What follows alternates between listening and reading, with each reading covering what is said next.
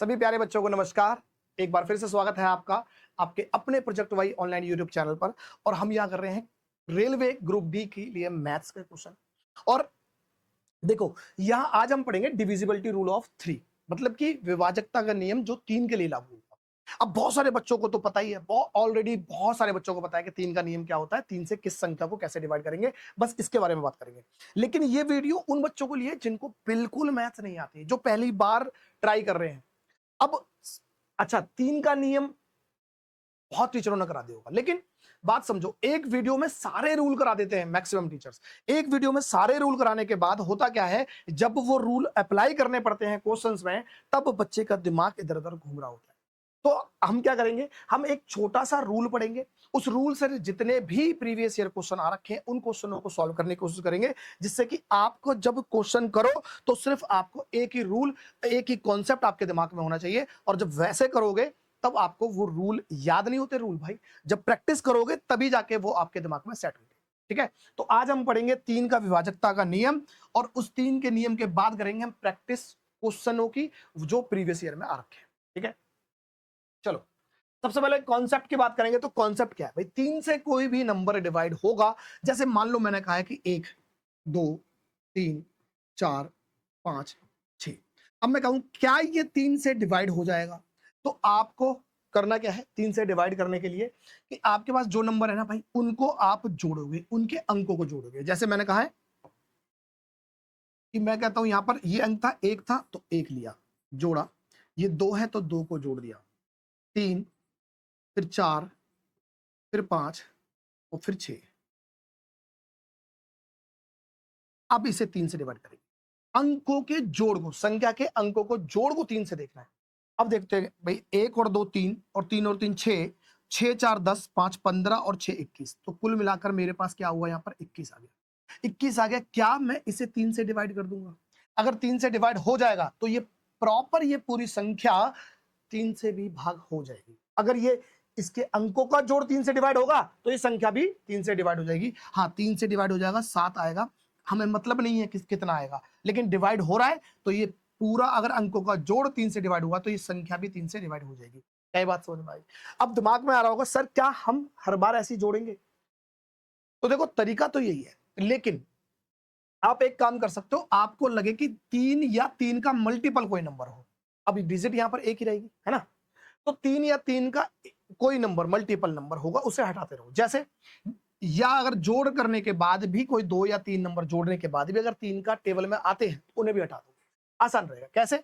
जैसे मैं कहूं छह, छह सर ये तीन के टेबल में आता है, हटा दो।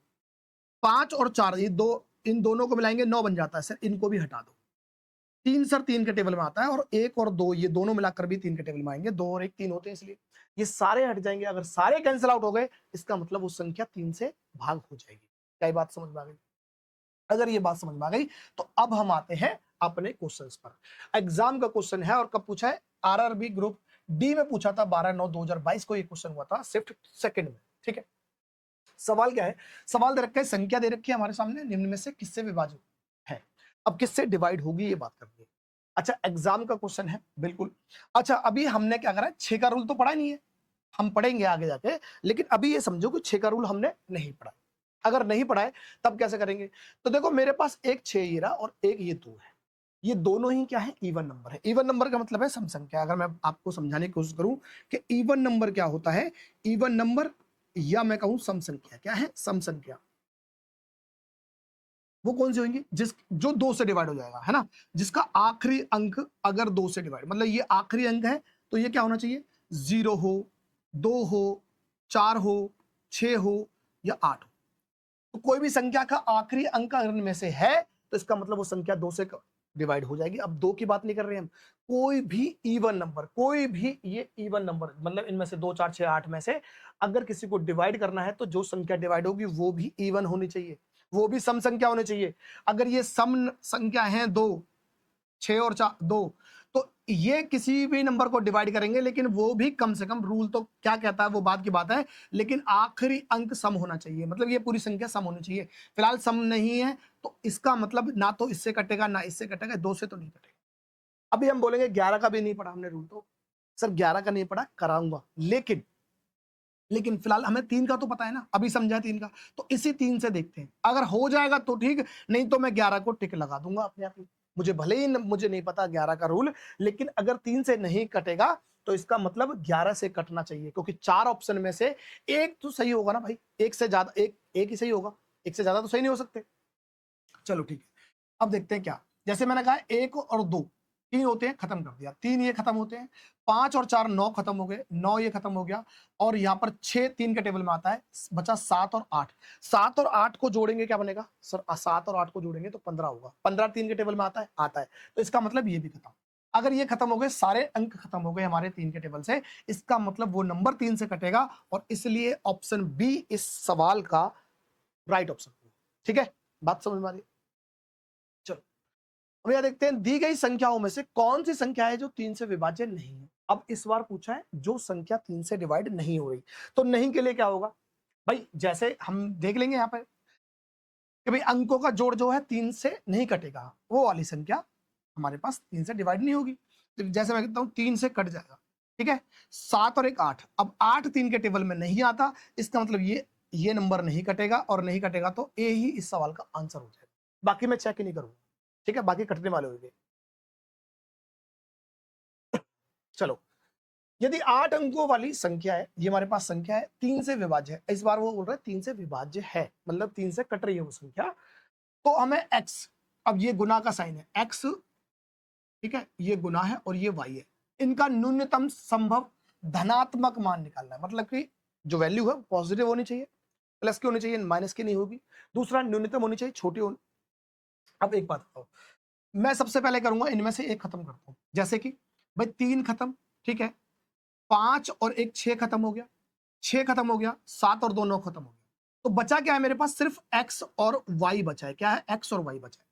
अब इन दोनों के, अब जो दो ये नंबर हैं, इन दोनों का जोड़ क्या होना चाहिए? 3 के टेबल में आना चाहिए, हाँ कि ना? अब 3 के टेबल में ये मैं निकालता हूं, तो क्या होना चाहिए भाई? या तो मेरे पास होना चाहिए 3, या होना चाहिए 6, या फिर 9 होना चाहिए, ऐसा ही है। लेकिन अब उसके आगे तो हम और भी कर सकते हैं, लेकिन फिलहाल हमें चाहिए न्यूनतम मान। क्या चाहिए? न्यूनतम। अब न्यूनतम चाहिए तो न्यूनतम कौन सा? 3। इसका मतलब इन दोनों का जोड़ क्या होना चाहिए? 3 होना चाहिए। क्या होना चाहिए? 3 होना चाहिए। अब 3 के लिए क्या करना पड़ेगा? आप चाहे तो आप x को 1 मान लो, तो आपको y मानना पड़ेगा क्या? 2 मानना पड़ेगा, तभी जाके 3 आएगा। और आपकी मर्जी है सर, आप x को 2 मान लो और y को 1 मान लो, तो ही जाके 3 आएगा। अगर ये न्यूनतम मान बनता है, तो हमें इनके बारे में क्या पूछा है? x और y का गुणनफल पूछा है, गुना करना है। तो x और y, तो 1 गुना 2 क्या हो जाएगा हमारे पास? 2 हो जाएगा, और ये इसका न्यूनतम मान हो जाएगा। ठीक है, क्या ये बात समझ में आ गई? ठीक है, चलो आगे बढ़ते हैं भाई।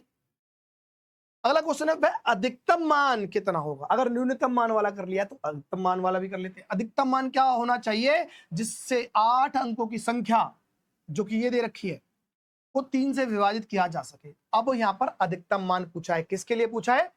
ये, अच्छा, यहाँ जो ए है ना, इसके लिए, ए के लिए अधिकतम मान पूछा है।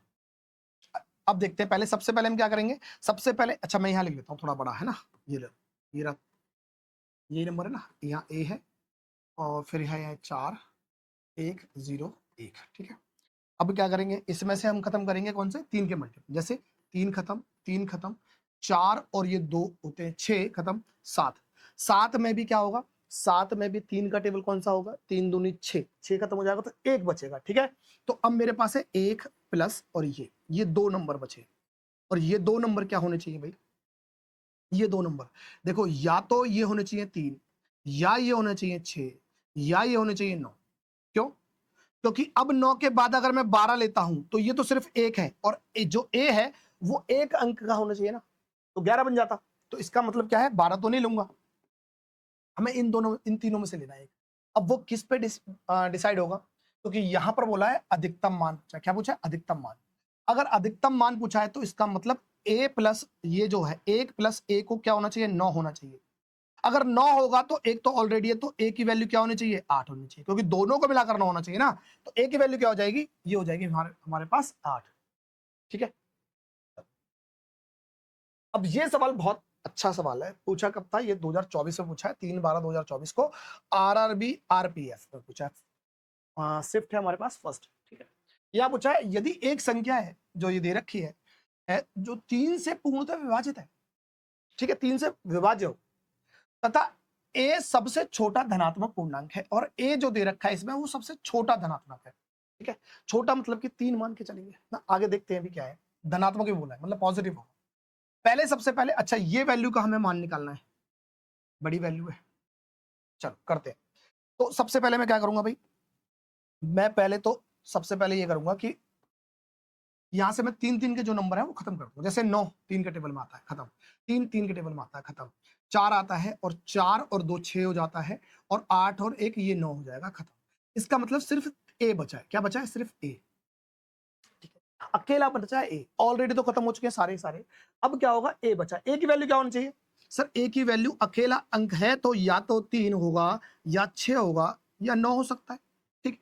लेकिन हमें चाहिए क्या? न्यूनतम। जैसे बोला उसने, कहा है धनात्मक सबसे छोटा। सबसे छोटा पूछा है तो मैं इन्हें हटा देता हूं और सब मान लूंगा 3। धनात्मक पूछा है, यहां पर अगर 3 से बड़ी वैल्यू होती, 4 होती तो फिर 3 को नहीं ले पाता। क्यों नहीं ले पाता? क्योंकि यहां पर अगर मैं 3 रखता और यहां 4 होता तो घटने के बाद माइनस आता। माइनस नहीं चाहिए क्योंकि धनात्मक चाहिए। फिलहाल 2 है माइनस का तो काम चल जाएगा। तो ए की वैल्यू कितनी होनी चाहिए? 3 होनी चाहिए। अब सवाल करें तो हम ऐसे कर सकते हैं, 3 में से 2 गया, ऐसे लिख सकते हैं भाई 3 माइनस 1, यहाँ 3, यहाँ 3 प्लस 1, 3 प्लस 2 और 3 प्लस 3 और ये 3 प्लस 4, ठीक है। अब इन्हें सॉल्व करेंगे, मल्टीप्लाई करेंगे, आंसर निकल जाएगा। लेकिन एक बात समझो कि मुझे पता है ये मल्टीप्लाई है। अगर मल्टीप्लाई है तो देखो एक काम तो ये कर सकता हूं 3 का मल्टीपल है, लेकिन ऑप्शन में सारे 3 के मल्टीपल है भाई। 4 और 5 9, 4 5 9, 4 5 9, 4 5 9, सारे 3 के मल्टीपल है। इसका मतलब ये तो काम नहीं कर पा रहा। लेकिन मैं अगर इसे देखूं तो मैं पूरे सवाल को यहां ना करके मैं ऐसे बोलता कि मुझे पता है ए की वैल्यू 3 है, तो इस वाले में अगर मैं पुट करता हूं ए की वैल्यू 3 और 4 7 हो जाता है, तो ये नंबर पूरा 7 से डिवाइड हो जाएगा। 7 से पूरा नंबर डिवाइड हो जाएगा। अगर 7 से होगा तो मैं 7 का देख लूंगा कौन सा नंबर है जो 7 से डिवाइड हो रहा है, और वो इस सवाल का आंसर है। अब ये बोलोगे सर 7 का रूल तो कराया नहीं है। जब तक मैंने नहीं कराया, हालांकि मैं इसे कराऊंगा जब अलग से वीडियो लाके, तो 7 का रूल कैसे बना है तो वो भी बताऊंगा कि कैसे यह आया, ठीक है। और 7 का नहीं, ऐसे ऐसे नंबर जो लगता है कि आपको कि भाई उनके रूल आप कैसे दिमाग में लगाओगे, उन्हें खुद बना पाओगे, आप खुद बना लोगे अपने पेपर में, ठीक है। तो 7 के लिए तो अभी फिलहाल क्या करते हैं, 7 से नॉर्मली, जब तक मैं नहीं रूल करा रहा तब तक आप ये मान लो कि ये नॉर्मली 7 से डिवाइड करते हैं। तो 7 पंजे 35 बचता 55, 55 7 से, मतलब आगे देखेंगे 7 7 49 तो नहीं बचे, नहीं कटेगा, ठीक है।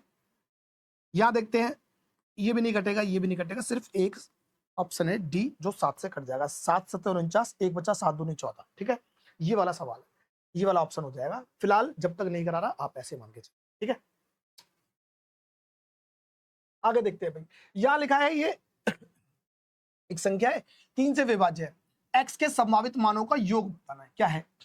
तो सबसे पहले तो मैं इस नंबर को ले लेता हूं, तो इसमें से जो जो कट सकता है काटते हैं। जैसे 2 और 7 9 होते हैं, खत्म। ये खत्म हो गया, ये 1 है, 1 और x बचा है, 1 और x ये बचा है। इन दोनों का जोड़ क्या होना चाहिए भाई? इन दोनों का जोड़ होना चाहिए वो जो 3 के मल्टीपल में आता हो, 3 के टेबल में आता हो, ठीक है। x के संभावित मानों, तो अब ये होगा क्या? या तो मैं ऐसे बोल दूं क्या 3 होना चाहिए, या बोल दूं 6 होना चाहिए, या ये बोल दूं 9 होना चाहिए। अच्छा मैं बोलता हूं ये 12 3 के टेबल में आता है, लेकिन 12 होने से क्या होगा, ये 1 है तो इसका मतलब 1, तो x की वैल्यू क्या होनी चाहिए 11, पर 11 नहीं हो सकती x की वैल्यू, क्योंकि x क्या है? एक अंक है, एक अंक है तो एक अंक में आना चाहिए ना भाई, ठीक है। तो इसका मतलब हम क्या कर सकते हैं, तो मैक्सिमम वैल्यू क्या लेंगे हम, यहां पर ले सकते हैं 9। तो ये मेरे पास 3 संभव है, पर ये पूरी वैल्यू के 3 है, तो इसका मतलब x की वैल्यू कितनी होनी चाहिए? इस x प्लस 1 का मतलब क्या होना चाहिए? 3 होना चाहिए। x प्लस 1 का मतलब 6 होना चाहिए था, तो x की वैल्यू क्या होनी चाहिए? या तो 2, या इस 6 को अगर देखेंगे तो 6 में से क्या होगा, एक ऑलरेडी है तो 5, और 9 के लिए बात करें तो 8। इन सब का जोड़ 2 और ये कितना, 8 और 5 13 और 2 15, तो कुल मिलाकर इनका क्या हो जाएगा, ये 15 हमारा जो संभावित मान ये हो सकते हैं, और इन सबका जोड़ क्या होगा, 15 होगा। ऑप्शन हो जाएगा डी। बात समझ में आ रही है क्या बोल रहा हूं मैं? मैंने कहा है कि देखो भाई ये तो समझ में आ गया, हमें ये 3 ले सकते हैं, लेकिन ये x प्लस 1 का वैल्यू 3 हो सकती है। x प्लस 1 की वैल्यू 6 हो सकती है, x प्लस 1 की वैल्यू 9 हो सकती है। तो कुल मिलाकर इसका मतलब इसे 2 रखेंगे तब जाके वैल्यू सेटिस्फाई होगी। इसे अगर मैं 5 रखूंगा तब इसकी सेटिस्फाई होगी, और इसे 8 रखूंगा तब जाके। तो 2, 5, 8 इन सब का जोड़ करना है और ये जोड़ बनेगा 15। बात समझ में आ गई? तो आज की वीडियो में हमने सिर्फ समझा है 3 से किस कौन-कौन संख्या डिवाइड होंगी, ठीक है? और उनसे रिलेटेड एग्जाम में कौन से क्वेश्चन पूछे हैं वो भी। तो उम्मीद करता हूँ आपको चीजें समझ में आ गई। अब एक वीडियो में सारे रूल कराने के बाद जब पेपर में देखो, एक वीडियो में करा देंगे, 1-1 घंटे की पहुंच जाएगी वीडियो। लेकिन जब क्वेश्चन करोगे ना, तब वहां पर फिर थोड़ा-सा लगता है नए बच्चों के लिए। अब जो बच्चे बहुत सालों से तैयारी कर रहे हैं, उन्हें सब कुछ आता है। वो उन्हें तो पता है, बस उनका टाइम लग रहा है, वो टाइम को मैनेज करना चाह रहे हैं। बाकी जो बच्चे पहली बार देख रहे हैं, उनके लिए तो भाई बहुत ऐसा लग रहा है ना, क्लास 10th में ही नहीं ले, बस क्लास 10 तक मैथ पढ़ी थी सर, उसके बाद पढ़ी नहीं, कई सालों से, 10 साल पहले मैथ पढ़ी थी, अब पेपर दे रहे हैं। तो नहीं पता उन्हें, तो उनके लिए ज़्यादा बेहतर रहेगी। एक छोटा-सा कॉन्सेप्ट है और उससे रिलेटेड क्वेश्चन है पेपर में आए हुए, उनकी प्रैक्टिस करोगे, आपको सब कुछ कंफर्टेबल लगेगा, ठीक है? तो मिलते हैं नेक्स्ट कॉन्सेप्ट के साथ नेक्स्ट वीडियो में, तब तक मस्त रहो, पढ़ते रहो।